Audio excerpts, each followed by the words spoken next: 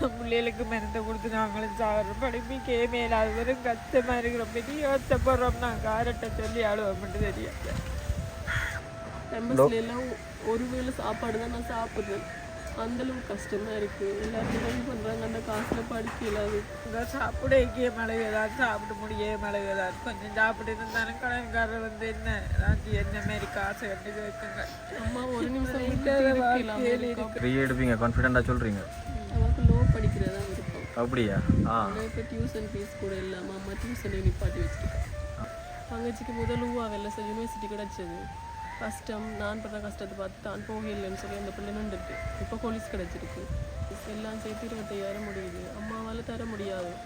எல்லா இடமும் கஷ்டப்பட்டு எல்லார்டையும் பிச்சை எடுக்காத குறையாக கேட்டு தான் படிக்கிறேன். அதே மாதிரி இப்போ தங்கச்சிக்கு வட்டி பண்ணி நாட்கள் வந்து நிற்கிறாங்க. நான் வேலையால் வந்து இறங்கினோன்னு வந்து காசுக்கு நிற்பாங்க. அண்டைக்கு வந்து காசை வையன்னு நின்று சண்டை பிடிச்சா போல் எல்லா கடத்தில் எலி மனதை குடிச்சு ஒரு தட்ட உதவி முன்ன நானும் என்ற பிள்ளைகளும் தான் இருக்கோம். பெரிய கஷ்டப்படுறோம். நாங்கள் உண்மையை தான் நான் உங்களுக்கு சொல்கிறோம்.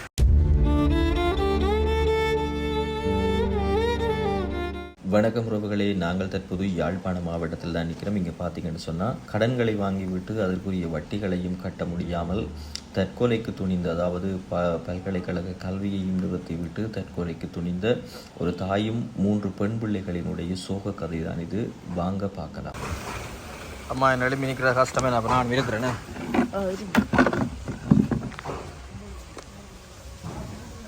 தங்கச்சி நிற்கிறீங்களே இருங்க இல்லாடி. அம்மா வணக்கம். நல்ல சத்தமாக கதைங்கவா. என்னோட காற்றும் பிரச்சனையாக இருக்கிறதால நீங்கள் எவ்வளோ சத்தமாக கேட்குறீங்களோ அவ்வளோ நல்லா. எப்படி இருக்கிறீங்கம்மா? கேட்கக்கூடாது, வெளியே கேட்குறேண்ணா. எப்படி இருக்கிறீங்கன்னு. எத்தனை வயசம்மா உங்களுக்கு? 43 வயசா? எத்தனை பிள்ளைகள் உங்களுக்கு? 3 பொம்பளை பிள்ளைகள். என்ன செய்யணும்? 3 பேரும் படிக்கணும். 3 பேரும் படிக்கணுமா? கேம்பஸ் படிக்கிறா. ஒரு ஆள் கேம்பஸ். எந்த கேம்பஸ்? வவுனியா கேம்பஸ். மற்றவா என்ன செய்கிறா? கடைசி 7 படிக்கிறா. 2வது இப்போ கொலிச்சு கிடச்சிருக்கு. எங்கே கொலிச்சு கிடச்சிருக்கு? கொழும்பு. கொழும்பு யூனிவர்சிட்டியா? களுத்துறை யூனிவர்சிட்டியா? 3வது மகள் 7 படித்து கொண்டிருக்கிறார். ஓகே. அப்போ உங்களோட கணவர் என்ன செய்கிறார்? கணவர் துபாயில் நிற்கிறார். துபாயில் நிற்கிறார். துபாய்க்கு என்று போய் 7 மாதமாக போயிட்டு காசு 13 லட்சத்தை மாற்றி கொஞ்சம் சத்தமாக கதை. உங்களுக்கு நல்ல வேலை கிடைக்கும், 2 லட்சம் ரூபா சம்பளம் எடுக்கலாம்னு சொல்லி அவர் 4-5 பேர் வந்து கேட்டு மாற்றி நாங்கள் கடன் பட்டு வட்டிக்கு வாசிக்கலாம் வேண்டி அனுப்பிவிட்டு அங்கே போய் அவர் 2 மாதத்துக்கு பிறகு அவரை பிடிச்சி வெளியில் விட்டுட்டாங்க. வேலையும் இல்லை, ஒன்றும் இல்லாமல் 2 ஓடி திரிஞ்சு பேருந்து இன்னொரு ஆக்கலான் பக்கத்தில் உதவிக்கு கூட்டி அந்த ரூமில் இருந்து அவர் மேசன் வேலையை போய் கண்டிருக்கிறார். சாப்பாடும் இல்லையாம், சாப்பாடுகள் ஒன்றுக்கும் காசு இல்லையாம். 2 கஷ்டம். சம்பள காசு கொடுக்குறதே கஷ்டமாக கிடக்குது. 10ஆம் தேதி 15ஆம் தேதி தரேன்னு சொல்லி என்ன சம்பள காசே என்ன தோடே இல்லை. அவருக்குரிய சம்பள காசா? அவருக்கு சம்பள காசை கொடுக்கலையாம். அவருக்கு எவ்வளவு சம்பளம் அவர் எடுக்கிறார்?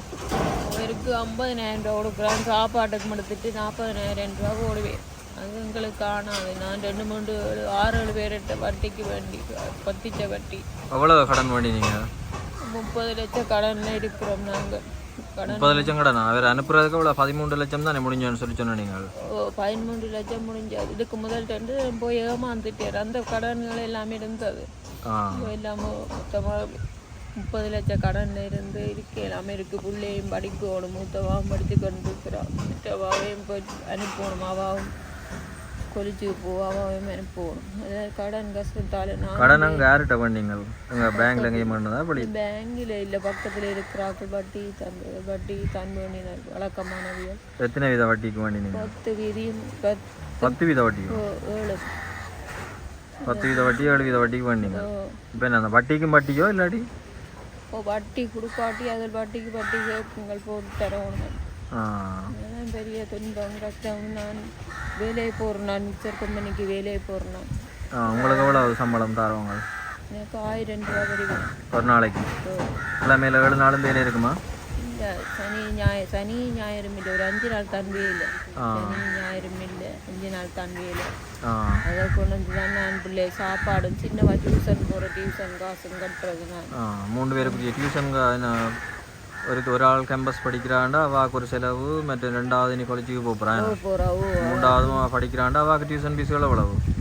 அவள் 3ஆவதுக்கு 3000 ரூபா கட்டணும் மாதம் மாதம். டியூஷன் ஃபீஸ் 3000 ரூபா கட்டணும். எல்லாம் நீங்கள் தான் இப்போ பார்க்குறீங்க? இல்லை, நான் தான் பார்க்குறது. அவர் அனுப்புகிற காசு காணாது, வட்டி கொடுக்கையும் காணாது. வட்டி பண்ணி நாட்கள் வந்து நிற்கிறாங்க. நான் வேலையால் வந்து இறங்கினோன்னு வந்து காசுக்கு நிற்பாங்க. அன்றைக்கு வந்து காசை வையன்னு நின்று சண்டை பிடிச்சா போல் எல்லா கடத்தில் எலி மருந்தை குடித்து நான் 3 நாளாக வாட்டில் இருந்தேன். நான் இல்லாமல் மருந்தை குடித்து மயங்கி விழுந்து அங்கே வேலை செய்கிற இடத்துலேயே முன்னே என் கையில் ஊத்துண்டு கையுமே இல்லாமல் வீங்கி போயிருந்து பிள்ளை அரைவாசியில் படிப்பை முடித்து வந்து நிற்கிறான். படிப்பை நிப்பாட்டி போட்டு வந்து நிற்கிறான். அம்மா நீங்கள் அப்படி ஒன்றும் செய்யாதீங்க கொள்ளாதீங்க உண்டு. நீங்கள் மருந்து குடிச்சாலா இப்போ படிக்கிறது இல்லாமல் இங்கே வந்து நிற்கிறாவா? நான் தெத்துருவேன்றதுக்காக பிள்ளை வந்திருக்கு. எங்களுக்கு எந்த வித உதவியும் இல்லை. சகோதரங்கள் எல்லாம் இருக்குதுகள், வெட்டியும் பார்க்காதுகள். ஒரே சகோதரத்தை கூப்பிட்டு முந்த நாங்கள் கதைச்சு, நாங்கள் முந்த நாள் பிள்ளை அழுது கதைச்சது. எங்களுக்கு கொஞ்சம் உதவி செய்யுங்கண்டு. அதுகள் எங்கள்கிட்ட ஒன்றும் இல்லை, உங்களுக்கு செய்யலான்னு சொல்லி போட்டு போயிட்டு ஒரு சட்ட உதவியும் இல்லை. நானும் என்ற பிள்ளைகளும் தான் இருக்கிறோம். பெரிய கஷ்டப்படுறோம் நாங்கள். உண்மையை தான் நான் உங்களுக்கு சொல்கிறோம். எல்லோரும் வார இடத்துல எப்படி தான் சரியாக கஷ்டப்படுறேன். எனக்கு இந்த பிள்ளைகள் படிக்கிறதுக்கு உதவி செய்ய வரும். எனக்கு என்ன செய்கிறேன்னு தெரியாத நிலையில் நான் இருக்கிறேன். கடனுக்கு என்ன செய்ய போகிறீங்க? இப்போ கடன் தொல்லை தாங்கலாம்ல, அப்படி முடிவு எடுத்தீங்க? கடன் தொல்லை தாங்கலாமல் நான் சாகிறதுக்கு முடிவு எடுத்தேன். கடன் தொல்லை தாங்கலாமல் அப்படி முடிவு எடுத்தேன்னு சொல்கிறீங்களாம்மா? இப்போ இந்த பிள்ளைகளை பற்றி யோசிக்கலையா? 3 பேரும் பொம்பளை பிள்ளைகள் இருக்கணும், எல்லாருமே வயசுக்கு வந்தாங்க. அப்போ அவையை பற்றி யோசிக்கலையா? நீங்கள் அப்படி ஒரு முடிவு எடுத்து ஒரு பிள்ளையான ஒரு விஷயம் நடந்திருந்தா அவைன்ற வாழ்க்கை அவைன்ற எதிர்காலம் என்ன நடக்கும்னு சொல்லி அதில் யோசிச்சு பார்க்கலையா நீங்கள்? நாங்கள் கேட்டோம்ண்ணா, அம்மாட்ட நாங்கள் இதை பற்றி கேட்டோம். எங்களை விட்டு நீங்கள் போனால் எங்களுக்கு ஆரமாக இருக்கிறேன், அப்பா அங்கே நிற்கிறேன், அவராலையும் வரையில்லாமல் இருக்குது. அவர் அங்கேருந்து விடுறாங்க. இல்லை, இங்கேருந்து 2 லட்சம் ரூபா காசு போட்டால் தான் அப்பா விடுவேன்னு சொல்லி சொல்கிறாங்க. என்னோட அப்பா என்ன பிள்ளைங்க எல்லாது இங்கேருந்து ஏஜென்சிக்கார ஒரு வேலைக்கு அங்கே போய் அவங்க இப்போ அங்கே போனோன்னா அந்த வேலை இல்லைன்ற மாதிரி தான் இப்போ அம்மா இங்கேருந்து கடன் பட்டு காசு அனுப்பித்தான் அவர் ஒரு மேசன் வேலையில் இப்போ அங்கே 2 செய்கிறேன். இப்போ அங்கேருந்து வரணும்னு சொன்னால் அவருக்கு நான் 2 லட்சம் ரூபா காசு அனுப்பினா தான் அவர் அங்கேருந்து வரலாமான்னு சொல்கிறேன். 2 லட்சம் ரூபா காசு நீங்கள் இங்கேருந்து அனுப்பணுமா? யாருக்கு? ஏஜென்சிக்கா? அவருக்கு அனுப்பினா தான் அவர் அங்கேருந்து டிக்கெட் போட்டு இங்கே வரலாமான்னு சொல்கிறேன். இப்போ அப்பா என்ன வாரத்துக்கு அனுப்பிக்கிறேன் அங்கேருந்து? ஒன்றுமே செய்யலாம். அங்கேருந்து 40 30 சம்பளம் இங்கே காணாது. எந்த ஒரு மாதம் இந்த படிப்பு செலவுக்கு மட்டுமே 25,000 முடியுது. படிப்பு, சாப்பாடு, ஹாஸ்டல் ஃபீஸ் எல்லாம் சேர்த்து 25,000 முடியுது. அம்மாவால் தர முடியாது. எல்லா இடமும் கஷ்டப்பட்டு எல்லார்ட்டையும் பிச்சை எடுக்காத குறையாக கேட்டு தான் படிக்கிறேன். அதே மாதிரி இப்போ தங்கச்சிக்கு போலீஸ் கிடச்சிருக்கு, அவள் இன்னும் போக போகிறான். இப்போ அவார்டு செலவுக்கு என்ன செய்கிறேன்னு தெரியாமல் இருக்கிறான். தங்கச்சிக்கு முதல் வெள்ளை யூனிவர்சிட்டி கிடச்சிது. கஷ்டம், நான் படுற கஷ்டத்தை பார்த்து தான் போக இல்லைன்னு சொல்லி அந்த பிள்ளை நின்றுட்டு இப்போ போலீஸ் கிடச்சிருக்கு. இப்போவும் போகாமல் படிக்காமல் நின்று அவங்க எதிர்காலம் பின்னுக்கு என்ன ஆகும்னு யோசிக்க என்ன செய்கிறேன்னு தெரியலை. இப்போ மற்ற தங்கச்சியும் படிக்கிறா, அவள் நல்லா படிப்பா. இப்போ தான் தொடங்கியிருக்கா. அவளுக்கும் யூனிவர்சிட்டி போகணுன்றது தான் கனவு. இப்போ என்ன அம்மாக்களோட கடன்லேருந்து வெளியே கொண்டு வரதா, இல்லை நாங்கள் படித்து முன்னுக்கு வர்றதுக்கு என்னென்ன எங்களோட செலவை பார்க்குறதா, என்ன செய்யறது எங்களுக்கு தெரியாமல் ஒரு நிலைமையில் நாங்கள் இப்போ நிற்கிறோம். நாங்கள் இருக்கிற வீடு உறுதியும் இல்லை, பொமிட்டும் எங்களுக்கு எதுவும் இல்லை. இது அரசாங்கத்திட்ட காணி இல்லை, இன்னொரு ஆக்கள்கிட்ட காணி இல்லை. அத்துமீறி 22 வருஷமாக இருக்கிறோம். எல்லோரும் வருவாங்க, பார்க்குறாங்க, உதவி செய்வாங்க, வீடு கட்டித்தார எல்லாம் சொல்லுவாங்க. கடைசியில் வந்துட்டு போயிடுவாங்க, ஒரு உதவியும் செய்கிறதில்ல. இப்போ இருக்கிற இந்த காணி வீடு எல்லாத்தையும் விற்று போட்டு தான் இப்போ அம்மாவை இங்கேருந்து கூட்டிக்கொண்டு போகும்னு தான் நான் வந்து நிற்கிறேன். அம்மம்மாக்கள் இருக்கிற மன்னாரில் அவைகளோட கூட்டிக்கொண்டு போய் அவள் விட்டுட்டு போகும்னு தான் நான் இருக்கிறேன். இல்லை, உதவுறதுக்கு ஒருத்தரும் இல்லை. அவசரத்துக்கு அன்றைக்கு எலி மருந்ததுக்கு குடிச்சிட்டு நிற்கிறாள். ஹாஸ்பிட்டல்லேருந்து 3 நாள் இன்றைக்கு தான் கூட்டிகிட்டு வந்தது. காலையில் கையெல்லாம் பாருங்கள், எவ்வளோ காயம், எல்லா இடமும் காயம், எண்ணெய் சட்டி அதுக்கு 2 வேலை செய்கிறார். அப்பா அவங்க 2 வீடியோ அனுப்புகிறார். அவரை பார்க்க இல்லாமல் இருக்குது, சாப்பாடு தண்ணி இல்லாமல் அங்கே நின்று கஷ்டப்படுத்துகிறாங்க வச்சு. அவர் வந்தாலாவது எங்களுக்கு உதவியாக இருக்கும். இங்கே அவர் வர்றதுக்கு கூட அனுப்பி இங்கேருந்து காசு அனுப்பி அவர் எடுக்கக்கூட அவ்வளோ கஷ்டத்தில் இருக்கிறோம். அவருக்கு இப்போ அந்த 2 லட்சம் ரூபா காசு அனுப்பினா அவர் இங்கே வரலாம். அவருக்கு காசு போட்டால் அவர் அது ஏஜென்சிக்கு நீங்கள் கொடுக்கணும். அப்படியா? இங்கே ஏஜென்சி இருக்கிற இல்லாட்டி வழியில் இருக்கிற ஏஜென்சி இல்லை. அவங்க அவருடைய கதைச்சு தான் அவர் வர வேணும். அவருக்கு ஏஜென்சி என்று இல்லை, தான் இருக்கிறேன்.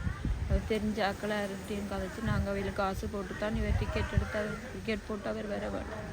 அப்போ அதை நம்பலாமோ? அதாவது நம்பலாமோன்னு இப்போ சில நேரம் அங்கே யாரும் மாற்றலாம் தானே இப்போ 2 லட்சத்தை வேண்டி போட்டு இவருக்கு பேங்குகள் ஒன்றும் தெரியாது. இவர் காசு உதவி போடுறோன்னா அந்த ஒரு தம்பி ஒரு ஆள் இருக்கிறார் ரெண்டு அவருக்கு என்னன்னு வச்சுக்கிறேன். அவர்கிட்ட தானே அவர் வேலை காசுகளை கொடுத்து போடுறது. அவற்றை கொண்டு தான் நாங்கள் போட்டு அவரை இஞ்சால வர வைக்க வேணும். பெரிய கஷ்டப்படுறேன், நாங்களும் கஷ்டப்படுறோம். 40,000 உழைச்சங்க செய்விக்கலாம், அது இங்கே உழைக்கலாம். இஞ்சி 50-60 இஞ்சியே உழைச்சிடலாம் அந்த காசு. ஒரு அங்கேருந்து சாப்பாடுக்கு அதில் கண்டு கஷ்டப்பட்டு கொண்டு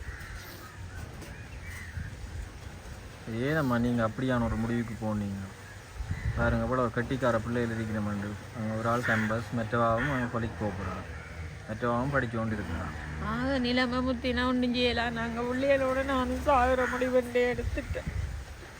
பிள்ளைகளுக்கு மருந்தை கொடுத்து நாங்களும் சாகிற படிப்பிக்கே மேலாது வெறும் கஷ்டமாக இருக்கிற பெரிய யோசப்படுறோம். நாங்கள் ஆரட்டை சொல்லி ஆளுவோம் மட்டும் தெரியாது. இந்த ஆயுதப்பொண்ணு வயசு போனது ஆயுதப்பொண்ணு தான் இருக்கிறது. நாங்களும் பிறந்தது 3 பொம்பளை பிள்ளைகள், 3 பேரும் கஷ்டப்படுறோம். ஒருத்தர் நல்லா இல்லை. நீங்களும் மழகுறீங்களா? அழாத நாள் இல்லை, ஒவ்வொரு நானும் மழகுறோமுங்க. சாப்பிட எங்கேயே மழகுதான், சாப்பிட்டு முடியே மழகுதான். கொஞ்சம் சாப்பிட்டு இருந்தாலும் கடன்காரர் வந்து என்ன மாரி காசை கண்டு கேட்குங்க. அம்மா ஒரு நிமிஷம் இருக்கிறோம் யோசிக்கிறாங்க, யோசிச்சுட்டு சாவணும் நான் செய்வேன் அந்த மாதிரி நிற்கிறான். ஒரு நிமிஷம் விட்டுட்டு போக முடியலாம இருக்கம்மா.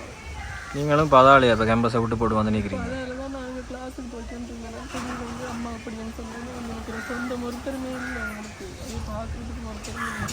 ஒரே ஒரு நாள் பக்கத்து வீட்டுக்காரர் வச்சுருங்க நம்ம 10 மணிக்கு வந்து நான் கூப்பிட்டு போயிட்டு மொத்தத்தில் சரி அழாதீங்க, அழாதீங்க. தங்கச்சி ஒரு ஆள் அம்மாவோட நிற்கிறேன். அந்த பிள்ளையும் பயந்து அதுக்கும் வருத்தம் சரியா. அவருக்கு மூக்கு வருத்தம், மூக்குக்குள்ள வருத்தம். ஆப்ரேஷன் பண்ணுறதுக்கு காசு கட்ட வேணும், செய்யலாம். அந்த என்ன பிரச்சனைவாகு? மூக்குக்குள்ள மூச்சு எடுக்கலாமோ ஒன்றுக்கு சவ்வு மாதிரி வளர்ந்துருக்கு.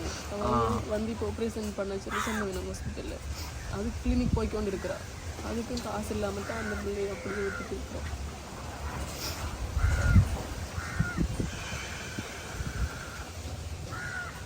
ஹாஸ்பிட்டலில் அம்மாவே சொன்னவங்க ப்ரைவேட்டாக கொண்டு போய் பாடி செக்அப் பண்ணி எல்லாம் பார்த்து செய்யுங்கன்னு சொல்லி. வசதி ஒன்றுமே இல்லை, கூட்டிகிட்டு வந்து அப்படியே. அம்மாவே என்ன வருத்தம் பண்ணுறதா? அம்மா யோசிச்சு தான் வருத்தம். ப்ரெஷர் செக் பண்ணி பார்த்தேன் ஹாஸ்பிட்டலில். பார்த்த இடத்துல கொஞ்சம் கூடி நிற்குதுன்னு சொல்கிறேன். அவங்க உள்ளுக்குள்ளே பிரச்சனை இருக்கும், அதனால் நீங்கள் ப்ரைவேட்டாக கொண்டு காட்டி வடிவாக செக் பண்ணி பாருங்கன்னு சொல்லி தான் நான் சொல்கிறேன். நாங்கள் என்ன செய்கிறேன்னு தெரியல. அதுக்கு இப்போ எவ்வளோ காசு வேணும் கொண்டு போய் அவள் காட்டுறதுக்கு. சரி, நீங்களும் இப்போ இவ்வளவு தேவைகள் இருக்குன்னு சொல்கிறீங்க. இப்போ என்னென்னு சொன்னால் இப்போ எல்லா தேவைகளையும் வந்து நிறைவேற்றுறதுக்கு இப்போ யாருமே இல்லை. இப்போ நீங்கள் உங்களுக்கு அடிப்படையாக எது முக்கியமான தேவைன்னு சொல்லி நீங்கள் எதை நினைக்கிறீங்க? என்னடா எனக்கு தெரியாது. இப்போ உங்களோட குடும்பத்தை பொறுத்த மட்டும் உங்களுக்கு தான் தெரியும் எது கட்டாயமான உதவியாக இருக்குன்னு சொல்லி. உண்மையாகவே நான் இங்கே வந்து உங்கள்ட்ட ஆரம்பத்தில் கதை கேட்க அவர் வெளிநாட்டில் இருக்கிறேன்னு சொல்லி சொன்ன நீங்கள் அம்மா இங்கே ஒரு நாளைக்கு 1000 ரூபா உழைக்கிறான்னு சொல்லி சொன்னோம். அப்போ நான் யோசிச்சு ஓகே இந்த குடும்பம் ஓரளவு நீங்கள் ஓகேயா இருக்கிறீங்களா, அப்போ நான் பிறகு நான் வீடியோ எடுக்க வருவோம்னுட்டு அப்படியே போவோம்ன்ற ஒரு இதெல்லாம் இருந்தேன். நான் பிறகு தொடர்ந்து உங்களோட கதை கேட்குதான். உங்களுக்கு இருக்கிற கடனோ சரி, அப்பா அங்கே வெளிநாட்டில் போய் மாட்டுப்பட்டிருக்கிறதோ சரி, இங்கே தங்கச்சிக்கு இருக்கிற பிரச்சனைகளோ சரி, மற்ற தங்கச்சி காசு வசதி இல்லாமல் அவன் இப்போ கேம்பஸ் படிப்புக்கு போயில்லாத நிலைமையிலே இருக்கிறான். இப்படி நிறைய தேவைகளோடு இருக்கிறீங்க. இப்போ நீங்கள் இது இப்போ முக்கியமான ஒரு தேவை என்று சொல்லி நினைக்கிறீங்க. நீங்கள் தான் சொல்லணும். இப்போ இதை நான் சொல்லலாது தானே. இந்த கடன் 30 லட்சம்ன்றதும் அது ஒரு சின்ன காசு இல்லை. இப்போ அதை வந்து ஒரு ஆள் உடனடியாக வந்து நாங்கள் 30 லட்சம்னு சொல்லி தர அளவுக்கும் அதுக்கான வாய்ப்புகள் வந்து மிக மிக குறைவு. இப்போ அதுகளையும் நாங்கள் யார்கிட்டையுமே போய் கேட்கலாம் 30 லட்சம் தாங்கவே கடன் என்று சொல்லி. அப்போ அது 1000ல் ஒரு ஆள், லட்சத்தில் ஒரு ஆள் தான் அப்படி வந்து அந்த உதவிகள் வந்து செய்கிறதுக்கான வாய்ப்புகள் இருக்கும். மற்ற என்னென்னு சொன்னால் இப்போ அந்த 30 லட்சத்தை நீங்கள் கடனாக கொடுக்குறத விட நீங்கள் ஒரு வாழ்வாதாரமோ இல்லை தொழிலோ இங்கே செய்து அதில் இருந்து ஒரு லாபத்தை எடுத்து அந்த கடன்களை அப்படி அடைக்கக்கூடிய மாதிரி கொண்டு இருந்தாலும் அதை யாரும் ஓரளவு காசுகளை போட்டு அதை செய்து தரக்கூடிய ஒரு இதில் இருப்பினோம். அப்படியே தான் செய்யக்கூடிய நிலைமை இருக்கா அவங்களுக்கு வீட்டில்? செய்யலாது. இங்கே மழை தண்ணி வந்தாலே வீட்டுக்குள்ளே வெள்ளம். இது இடமும் பள்ள காணி என்ன வெள்ளம் வாயால் இது மண்ணடிச்சு சரியாக மண்ணடிச்சு தான் ஜனங்கள் இருக்குது. அப்படி இருந்தும் வெள்ளம் வந்தால் நாங்கள் போய் ஒரு வருஷம் பள்ளிக்கூடத்தில் போய் இருக்கிறோம். உஸ்மானியா ஸ்கூலில் இருந்துலாம் தண்ணி எல்லாம் பற்றின அப்புறம் 1 கிழமை பிறகு தான் இந்த வீட்டை வருவோம். அப்படி மழை வந்தும் அப்படித்தான் கஷ்டத்தில் இருக்கு. எங்களுக்கு அந்த எதுவுமே இல்லை. எங்களுக்கு அந்த இருக்கிறது இந்த ஒரே ஒரு வீடு மட்டும்தான் எங்களுக்கு அந்த இருக்குது. அதுவும் எங்களோட சொந்த பேரில் இல்லை, ஒரு கையே இல்லை. நாங்கள் பிடிச்சி தான் இங்கே இருக்கிறோம். அந்த வீடையும் இப்போ விற்றுட்டு இங்கேருந்து போகிற நிலைமைக்கு வந்துட்டோம். அதனால் எங்களுக்கு இப்போ தேவைப்படுற உதவி இவ்வளோ கடன் பண்ணுறோம். 30 லட்சம் கடன். அம்மாவை இங்கேருந்து நான் கூட்டிகிட்டு போகணுமெண்டா கடன்கார ஒருத்தரும் விடுறாங்க இல்லை. எல்லோரும் வந்து எங்கிட்ட கேள்வி கேட்குறாங்க, அம்மா விடுறாங்களே இல்லை. அம்மா போகணுமெண்டா எங்களோட அரவாசி காசாவது தந்துட்டு போங்கன்னு சொல்லி எல்லோரும் நிற்கிறாங்க. எதுவும் செய்யலை, அது நிலைமையில இருக்கிறோம். அதனால் எங்களுக்கு கொஞ்சம் காசு இருந்தாலும் கொஞ்சம் பண உதவி இருந்தாலும் யாராவது செய்தால் ஒரு பெரிய உதவியாக இருக்கும். இந்த வீடை நாங்கள் விற்காமல் இங்கேயே இருந்து ஏதாவது செய்கிறதுக்கு ஒரு வழியை பண்ணி தந்தினோம்னா நல்லா இருக்கும். மற்ற என்னென்னு சொன்னால் இப்போ உங்களுக்கு இப்போ 30 லட்சம் கடன் இருக்குன்னு சொல்கிறீங்க தானே. இப்போ அதெல்லாம் இப்போ சில நேரம் ஒரு ஆள் உதவி செய்ய வந்துட்டாருன்னு சொன்னால் நாங்கள் இப்போ நீங்கள் 30 லட்சம் கடன் சொல்கிறீங்கன்றதுக்கான அப்படி 30 லட்சம் காசை வந்து தந்துட்டு போக மாட்டாங்க. நானும் சரி யாரும் சரி அப்படி செய்ய மாட்டாங்க. அது வந்து போய் நீங்கள் யார்கிட்ட கடன் வேண்டி இருக்கிறீங்க என்ற விஷயம் வந்து நாங்கள் விசாரிப்போம். அதுகளை வந்து உறுதிப்படுத்துவோம். மற்ற ஊருக்குள்ளே விசாரிப்போம், ஊருக்குள்ளேயும் விசாரிப்போம்.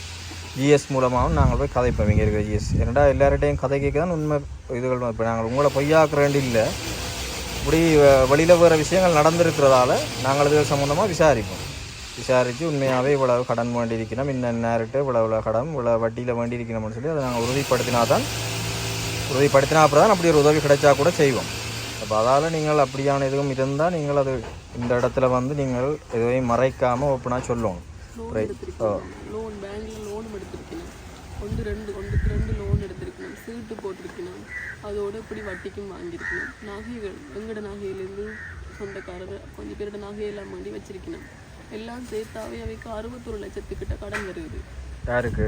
அம்மாக்களுக்கு 61 லட்சத்துக்கிட்ட நான் எல்லாம் எழுதி எடுத்து வச்சிருக்கேன். 61 லட்சத்துக்கிட்ட அவைக்கு கடன் வருது. இப்போ அவசரமாக அம்மாவை இங்கேருந்து கூட்டிகிட்டு போகணுமெண்டா முக்கியமாக கேட்குறாங்களுக்கு கடன் கொடுத்துட்டு தான் இங்கேருந்து கூட்டிகிட்டு போகலாம். அதுக்கு எங்களுக்கு இப்போ அவசரமாக ஒரு 20 லட்சமாவது தேவைப்படுது. அம்மாவை இங்கேருந்து கூட்டிகிட்டு போகலாம், தனியாக விட்டுட்டு போக எல்லாமே இருக்குது. யோசிக்கிறா சரியா, எல்லோரும் வாரணும் கிட்ட வெளியே வெள்ளநிலையிலேருந்து இரவு வரைக்கும் வந்து எல்லாருமே காசு கேட்டுக்கொண்டு இருக்கணும். என்ன செய்கிறேன்னு தெரியாமல் அவள் தனியாக இருந்து யோசிக்கிறாள். நாங்களும் நிம்மதியாக அங்கேருந்து படிக்க எல்லாமே இருக்குது. கோல் பண்ணி கதைச்சாலே கஷ்டத்தை மட்டுமே சொல்லி ஆகுறா. கேம்பஸ்ல எல்லாம் ஒரு வேளை சாப்பாடு தான் நான் சாப்பிட்றேன். அந்தளவு கஷ்டமாக இருக்குது. எல்லாருக்கும் உதவி பண்ணுறாங்க, அந்த காசில் படிக்க இல்லாது. கேம்பஸில் எல்லாத்துக்குமே காசு வைப்பாங்க, எல்லாருக்கும் காசு வேணும். சாப்பாடு கூட ஒரு மீன் சாப்பாடு தான் சாப்பிட்டு கொண்டு படிக்கிறேன். இப்போ தங்கச்சியும் படிக்க போகிறான். என்ன செய்யறேன்னு தெரியாமல் அம்மா எல்லாம் யோசிச்சு இப்படி ஒரு முடிவு எடுத்துருக்குறா.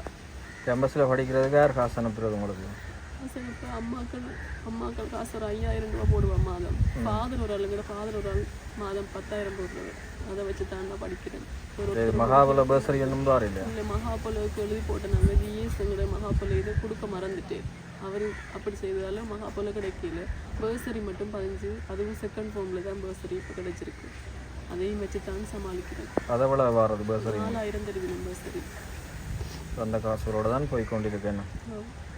இப்போ நாங்கள் இங்கே உள் மாவட்டத்தில் என்று சொல்லி சொன்னால் இப்போ அந்த காசுகளை வச்சு நாங்கள் நார்மலாக சமாளித்து கொண்டு இருக்கலாம். வீட்டை வந்து போகலாம், வீட்டை சாப்பிடலாம். அதே வெளி மாவட்டத்தில் என்று சொன்னால் அதை விட கஷ்டப்பட்டு எனக்கும் தெரியும். ஏன்னா நாங்களும் அப்படியான ஒரு நிலைமையில இருந்தால் வந்து போர்டிங்க்கு மட்டும் 5000 ரூபாண்ணா.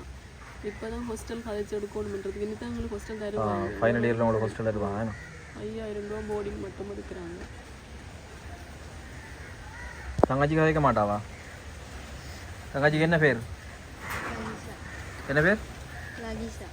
லதீஷாவா? எத்தனையாம் ஆண்டு படிக்கிறீங்க? ஏலவேலா?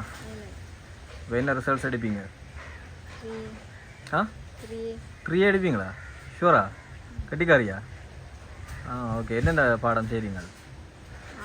Tamil, geography, Christianity. Okay, good. 3 எடுப்பீங்க, கான்ஃபிடென்ட்டாக சொல்கிறீங்க. அவளுக்கு லோ படிக்கிறதா விருப்பம். அப்படியா? இப்போ டியூஷன் ஃபீஸ் கூட இல்லாமல் அம்மா டியூஷனை நிப்பாட்டி வச்சுருக்கேன். டியூஷனுக்கு எவ்வளோ ஃபீஸ் உங்களுக்கு? 3000 ரூபாயா? டியூஷனுக்கு இப்போ போகிற எதுவும் இல்லையா? இப்போ அந்த 3 எடுக்க போகிற பிள்ளையே இப்போ டியூஷனுக்கு போக விட மறைச்சிங்கட்டா என்ன அந்த பிள்ளை படிக்கும்?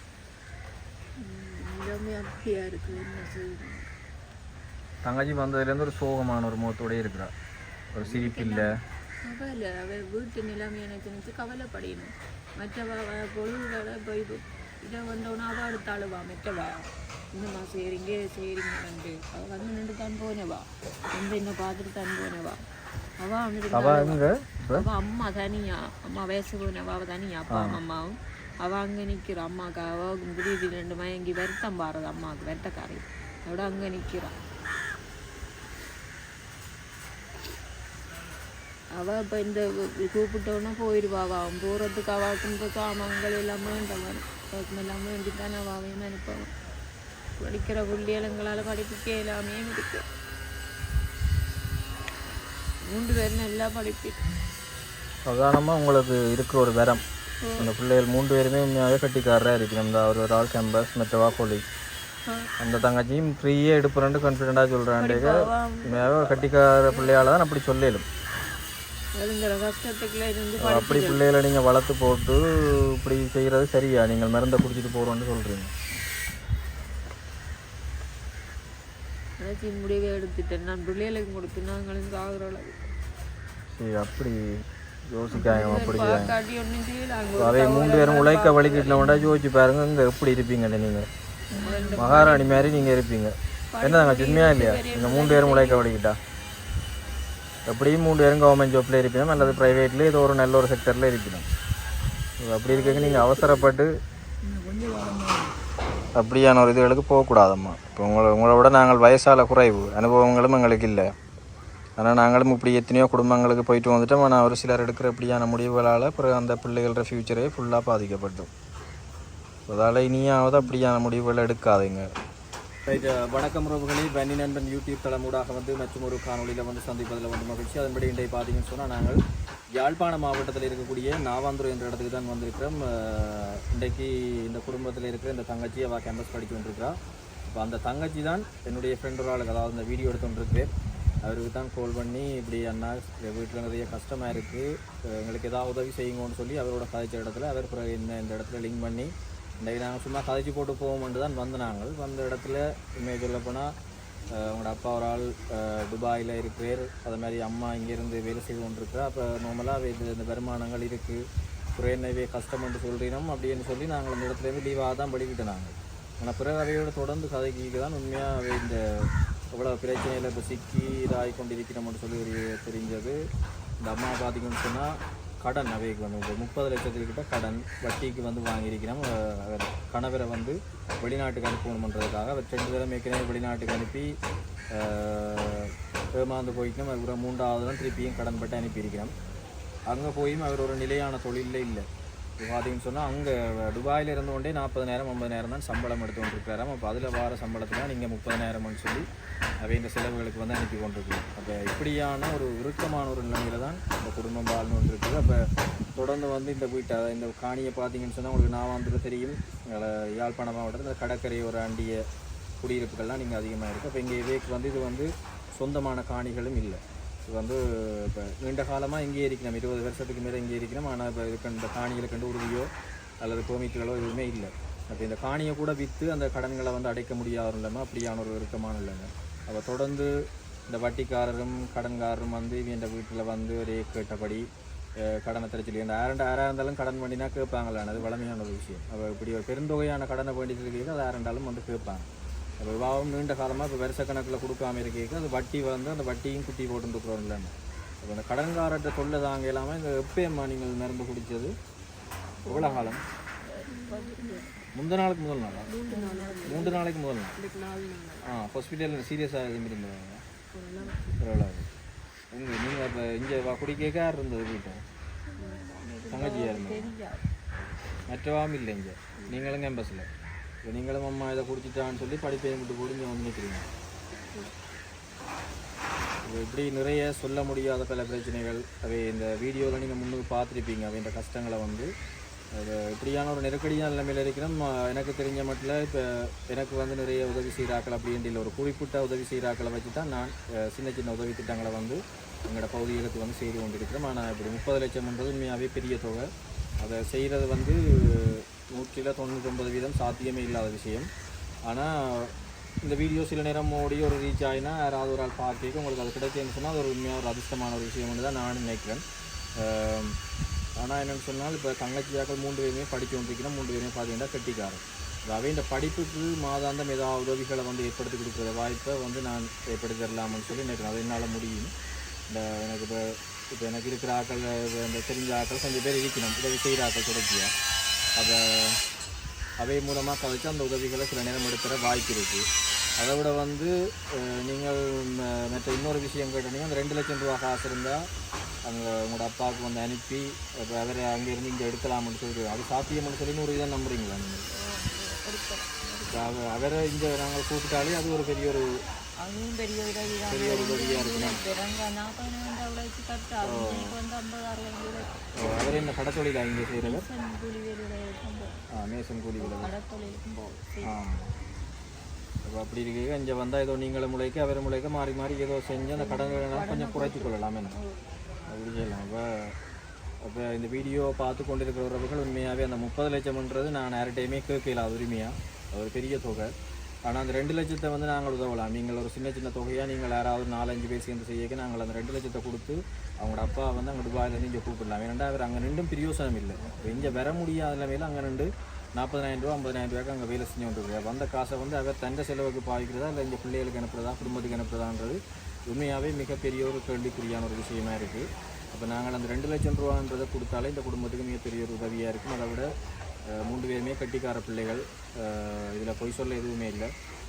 இப்போ அவைக்கும் வந்து ஏதாவது படிக்கிறதுக்கான உதவிகளை நீங்கள் செய்தாலும் அதுவும் ஒரு பெரிய அளவில் ஒரு பிரயோசனமாக இருக்கும். ஏன்னா தங்கச்சி இப்போ ஃபைனல் இயர் படித்து வந்துக்கிறா. எப்படியும் ஒரு வருஷமோ 2 வருஷத்தில் வந்து ஏதோ ஒரு வேலையில் அதை கவர்மெண்ட் கிடைக்காட்டியும் ப்ரைவேட் செக்டரில் இருந்தாலும் ஏதோ ஒரு வேலையில் செஞ்சு இப்போ அவள் முளைக்க படிக்கிட்டாண்டா ஒரு சம்பவங்கள் வந்து வந்துருக்கு. தங்கச்சியும் கொலிச்சேன்னு சொன்னால் 4 வருஷத்தில் அவள் அப்படியும் படிக்க முடிஞ்சிடும், வேலை கிடைக்கும் கொலிச்சேன்னு சொன்னால்.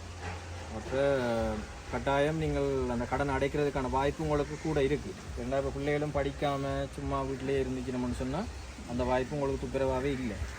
அப்போ நான் இந்த இது சம்மந்தமாக இந்த ஏதாவது உதவிக்கு உங்களுக்கு கட்டாயம் கழிச்சு பார்க்கணுமா அடுத்த நேரம் பிறகு ஏதாவது சந்தோஷமான செய்தியோடு வருவேன் நானும் எதிர்பார்க்குறேன். கடைசியாக நீங்கள் ஏதாவது சொல்ல போகிறீங்களா அல்லது கேட்க போகிறீங்களா? இந்த வீடியோ பார்த்தவே எங்களுக்கு உதவி செய்யத்தான் கேட்குறோம்.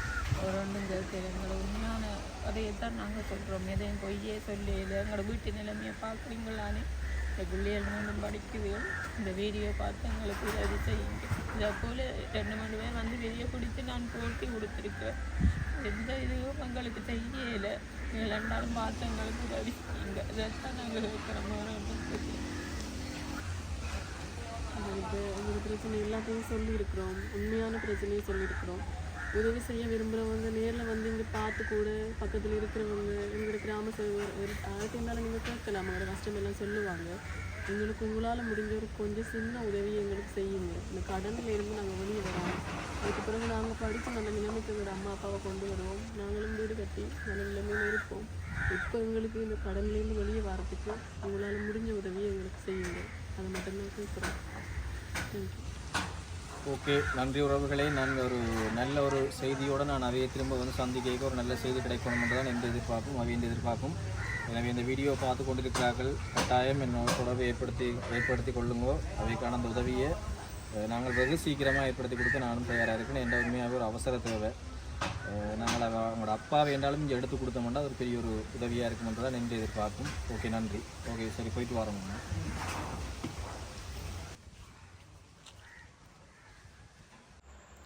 உறவுகளே, பார்த்தீங்கன்னு சொன்னால் இதுதான் அவங்களோட வீடு. ஆடம்பரமில்லாத சாதாரண ஒரு வீட்டில் தான் அவையும் வாழ்ந்து கொண்டிருக்கணும்.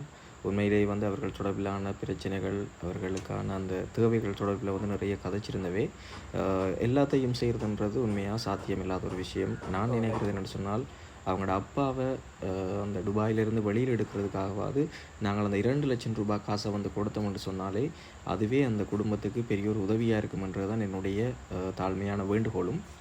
அதை விட அந்த பிள்ளைகளுக்கான படிப்புக்கான உதவிகளை நாங்கள் வழங்குவதும் அந்த குடும்பத்துக்கு மிக ஏற்புடையதாக இருக்குமென்றது தான் என்னுடைய மற்ற வேண்டுகோளாக இருக்கின்றது. எனவே இந்த காணொலியை பார்த்து கொண்டிருக்கிற உறவுகள் உங்களால் முடிஞ்சால் கட்டாயம் என்னோட தொடர்புகளை ஏற்படுத்துங்க. அது செய்து கொடுக்க நானும் தயாராக இருக்கிறேன். நன்றி உறவுகளே.